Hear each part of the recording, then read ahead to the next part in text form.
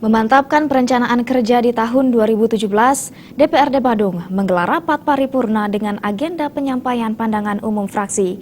Ada 4 rancangan perencanaan penyesuaian dan peraturan yang dibahas.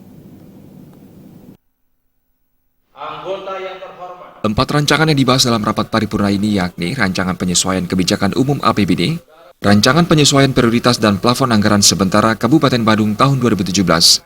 Ketiga, rancangan peraturan daerah tentang APBD Badung di tahun 2017.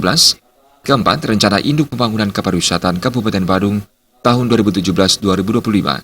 Kelima, pembahasan penataan pembangunan dan pengoperasian menara telekomunikasi terpadu. Sedangkan pembahasan keenam yakni rancangan jaringan utilitas terpadu. Fraksi Gerindra yang dibacakan Made Arianta mengharapkan, di tahun 2017 persoalan kemacetan dan sektor pariwisata hendaknya diprioritaskan.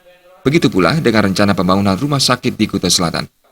Hal senada diungkapkan fraksi Golkar yang dibacakan Nyoman Mesir, berharap pemerintah Kabupaten Badung lebih banyak membuat program pro-rakyat sehingga pertumbuhan ekonomi dapat dilakukan secara merata.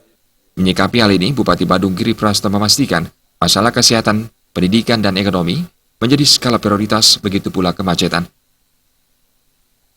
Kami selaku Bupati dan Wakil Bupati Badung beserta jajaran SKPD untuk betul-betul berkomitmen bagaimana memikirkan kesejahteraan masyarakat Badung. Oleh karena itu, salah satu konsep untuk sektor pendidikan kita akan lakukan itu memang dengan komitmen dan kita akan wujud nyatakan dengan anggaran yang kita pasang di APBD.